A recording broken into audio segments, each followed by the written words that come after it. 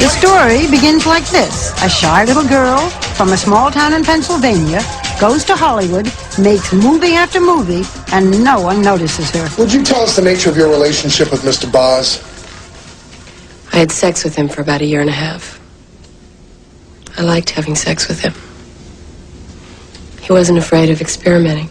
Until she's cast in one particular movie called Basic in Sharon Stone. You ever engage in any sadomasochistic activity? Exactly what did you have in mind, Mr. Corelli? The now famous interrogation scene occurs early in the movie, but one need watch no further to know you're witnessing the birth of a major movie star. Using female charm, male bravado, and a conspicuous absence of underpants, she reduces Michael Douglas and the rest of her inquisitors to a speechless stupor. By the end of the scene, she'd uncrossed her legs and opened up a world of possibilities. It's nice. Yes, she's always been pretty, even as a complex little girl growing up in tiny Meadville, Pennsylvania, the daughter of a factory worker. Her IQ so high that at 5 years old, she started 2nd grade. Hi, I'm Sharon Stone. Like many actresses before her, a local beauty pageant provided the avenue out.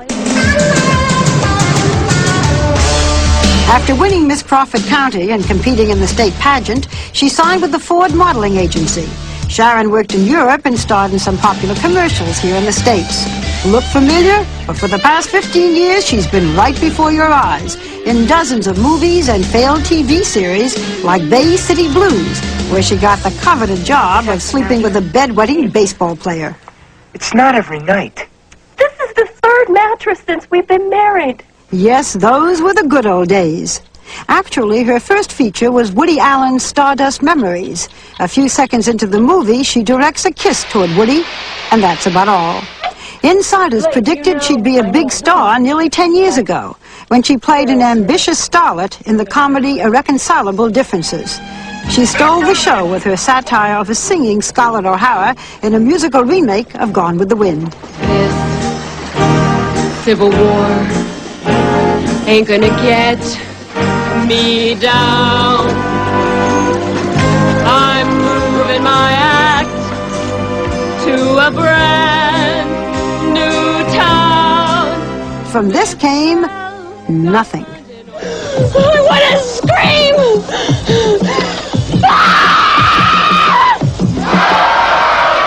In movie after movie, she was little more than an appetizer.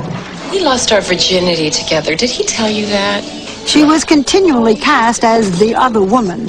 You know the character. Pretty, does a nude shower scene, dead by the middle of the movie. In fact, if it hadn't been for director Paul Verhoeven and actor Arnold Schwarzenegger, who knows what might have become of her. In Total Recall, she was mean, tough. Seriously. We're married. Consider that a divorce. She still died halfway through, but this time she left an impression on the movie screen and later on the pages of Playboy magazine. And when director Paul Verhoeven was looking for someone to play Catherine, an ice-pick-wielding bisexual psychotic killer in Basic Instinct, he took a chance on Sharon.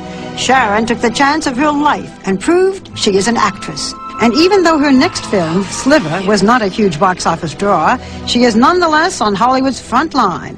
And that has brought even greater exposure, both professionally and personally. In a well-publicized marital shakeup, she plans to marry film producer Bill McDonald as soon as his divorce comes through. When you bring them up and bring them down, you're only using your bicep. Am I beginning to look more like you? She's not taking stardom lying down. In her mid-30s, she knows she can only play the sex symbol for so long. In private life, Sharon is warm, kind, and surprisingly centered. She still lives in a one-bedroom house that she bought before she made it.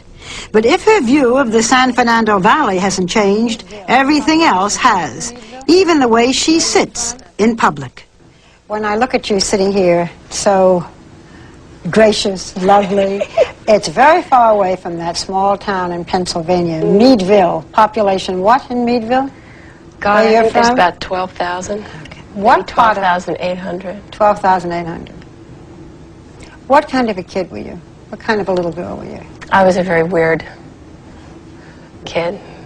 How were you weird? That's a funny word to use. Well, I started school when I was 5 in the 2nd grade, so I was the one that everybody went, you're weird, you're weird. So you immediately start thinking that you are.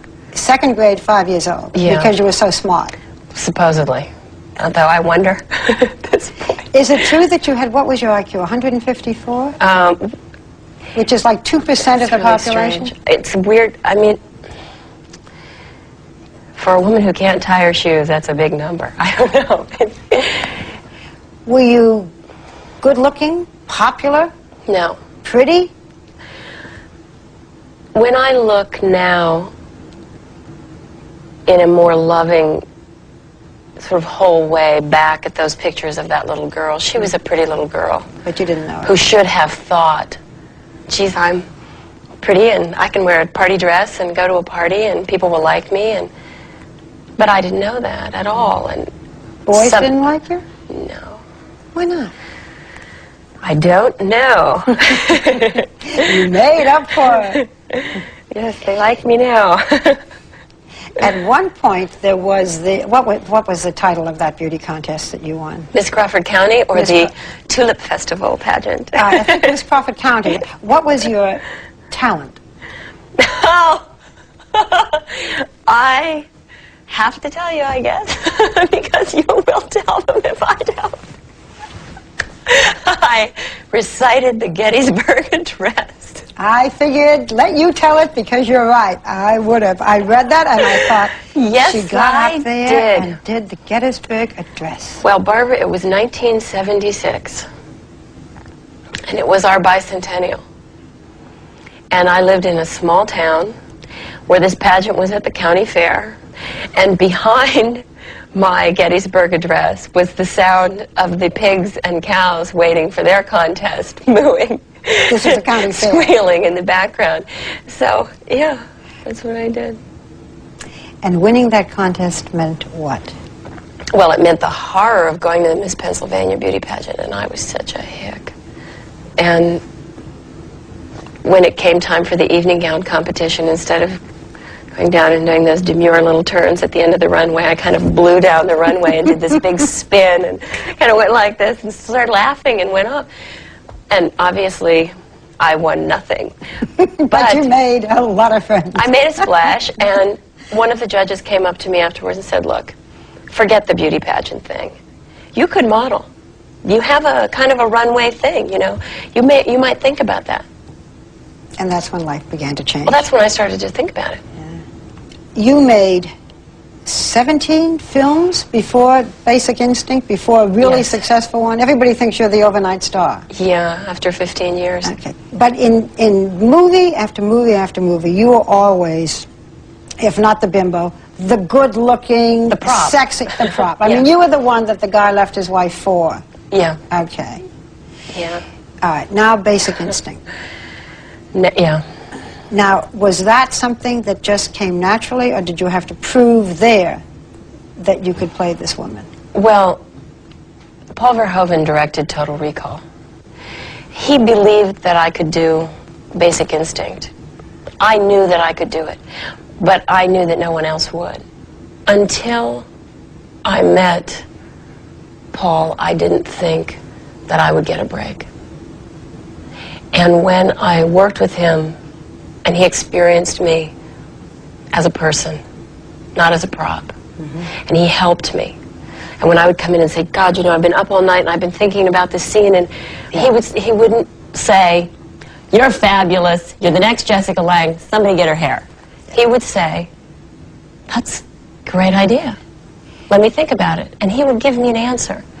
And in that answer, my work would be elevated, and then the film would be elevated. So when I read Basic Instinct, it was just, I knew. I mean, I just knew that I could play that part. What did your parents think? They thought that they were completely overwhelmed. I mean, they understood that I had given a good performance, and they understood that it had changed the way that people were looking at me as an actress. But they were completely overwhelmed.